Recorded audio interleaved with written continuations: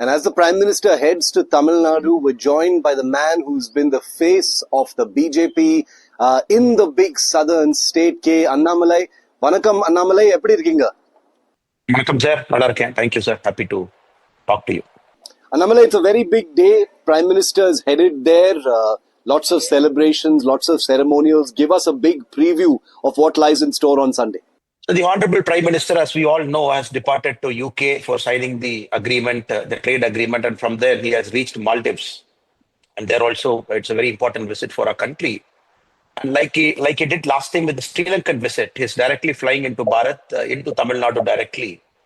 And today evening is expected to land into Thoothukudi by 7:50 p.m. in the evening. Then it's a wonderful airport down south of our country, which is operational across the night also. That airport is being opened in Thoothukudi today evening. Then Honorable PM would be addressing the public also later in the day by about 8:30 p.m. Then he's flying into Trichy and he's staying in Trichy overnight.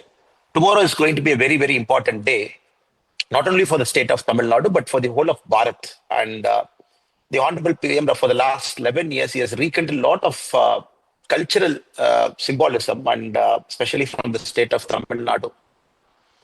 And the sacred Sengol, which he installed in Parliament during the opening of the new Parliament, but tomorrow is going to be an event that is connected to it, both in spirit as well as in soul.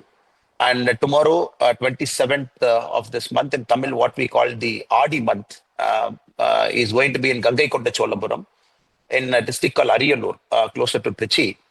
And this place, which is probably not a great city now as we speak, due to the time that has crossed over many, many centuries. From the period 1045 till 250-45, plus you add 250 years to it, it was the great capital of the Chola Empire, from which the Cholas controlled the whole of South.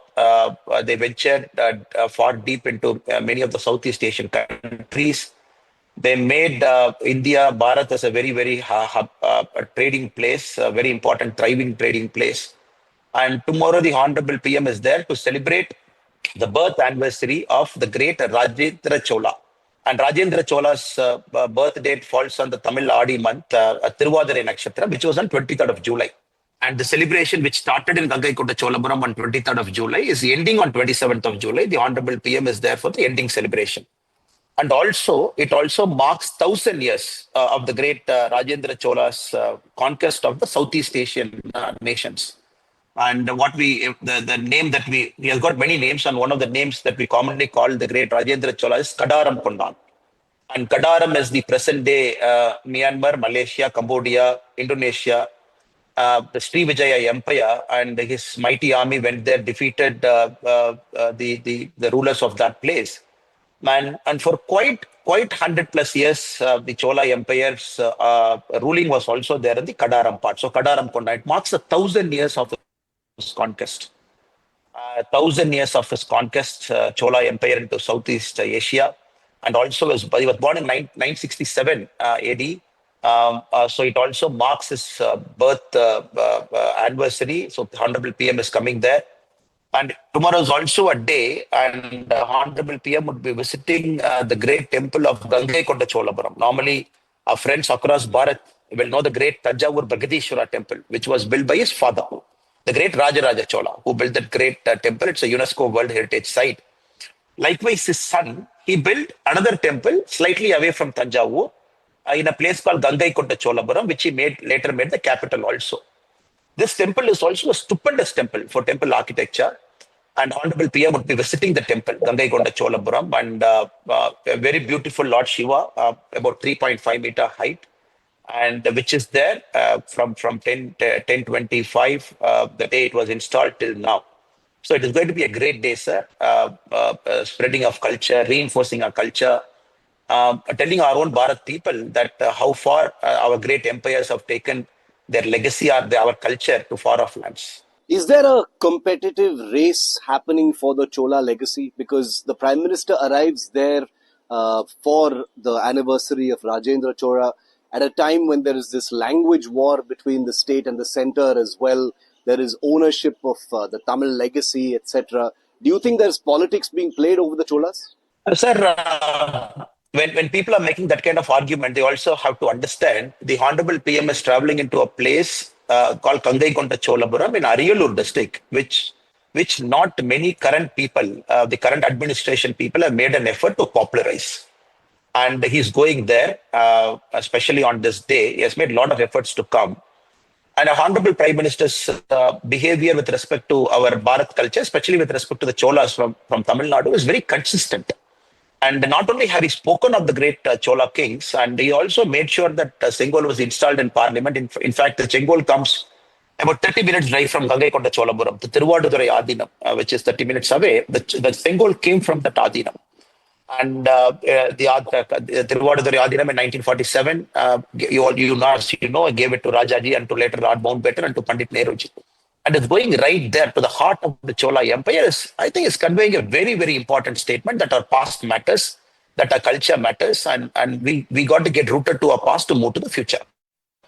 And DMK might make it a political issue to say, no, we celebrated Rajendra Chola's birth anniversary some years back. We started a project, Light and Sound Show project. They can make an argument. So here there is no competing interest. At the end of the day, every government has to join together to make the legacy of Chola, to take it far and wide. And there is no competing interest. Also, the DMK friends have to understand.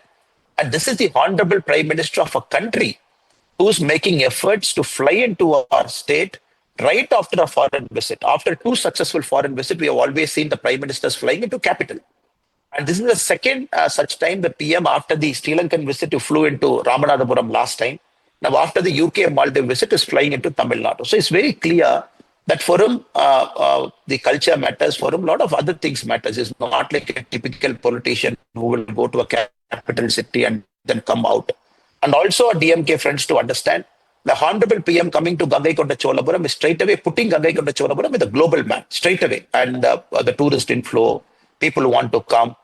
And not only that, a commemorative coin for Rajendra Chola, the Honorable PM is releasing. The ASI is making a lot of efforts to kind of rebuild certain parts of the temple that has been raised by Malik Kafur at different points of time. The outer wall later raised by the East India Company, the British administration, to take the stones out for the grand old repairs of Kallanai Dam. So there's no competing interest. State has to do its job, and the Honorable Prime Minister is doing his work, sir. Because the DMK and your critics will accuse you and the BJP of trying to own Tamil legacy elements. They say that you are outsiders, you're a Hindi party, and that you shouldn't be trying to co-opt or embrace what is the legacy of Tamil Nadu. You're constantly criticized by the ruling party, saying that you have no ownership over the Chola legacy. How would you respond to that?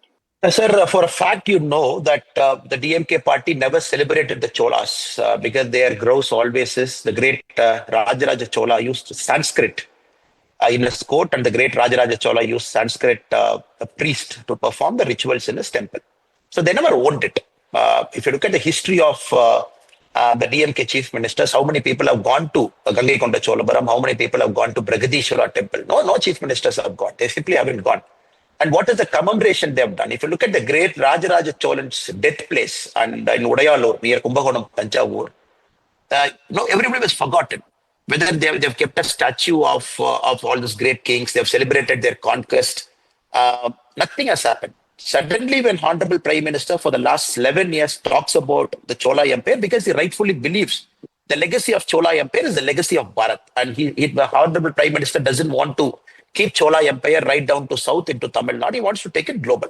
Suddenly, the DMK has got a fascination over the last 3 years to talk about Cholas. That is point number one, sir. Point number two, I personally believe the author Amish Tripathi, the new book which is just released in Chennai, he connects Chola to their ability to go far deep into the northern part.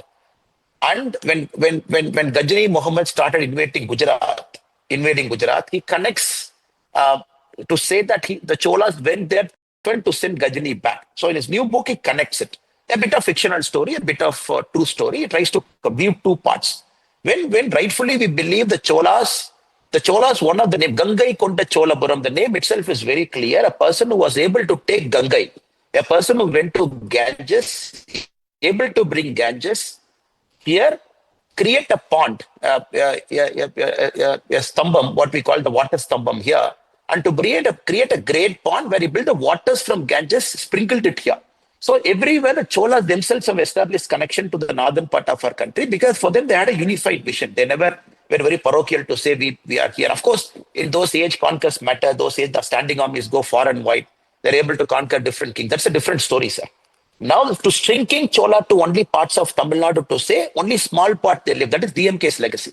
The Honorable PM's legacy is taking it far and wide. Sir, even now you go to the present day Thailand, when the new king gets sworn every time, you hear the verses of Devaram Tiruvasagam in their own language with a bit of Tamil thing. You can clearly make out it is from this part. The dress, the food, everything goes from here. Why? Because during the Cholas time, they took a lot of our habits there, including the cultural, the Tiruvasagam, Devaram, the sacred times of Lord Shiva went far and deep into Cambodia, into Thailand. You just do a YouTube, you see. And when PM is trying to take it global, the DMK wants to make it local. The DMK wants to make this issue parochial. The Honorable Prime Minister wants to take it far and wide to celebrate Chola's success. We are not celebrating a South Indian, a Tamil Nadu king's success. We are celebrating a true Bharat's king's success and glory, sir. And finally, Annamalai, obviously the Prime Minister's arrival in Tamil Nadu, even though it's not his first, we've seen him traveling so much to Tamil Nadu, even in the run-up to the 2024 election. Everything is going to be seen from the prism of the upcoming elections in Tamil Nadu in just a few months from now. We've seen your political rivals say that all is not well within the state BJP. There is pushback from Palaniswamy as far as the whole power sharing suggestion that you have constantly suggested. Is all not well, or are you battle ready? Sir, we are foot soldiers of the party, and the party is very clear that DMK has to be thrown out of power.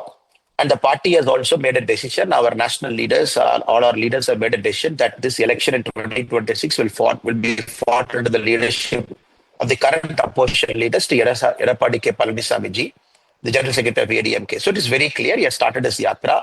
The BJP is also, we are getting into battle mode, and we have a new president, Sri Nainar Nagendran. I don't think there is any confusion per se, sir.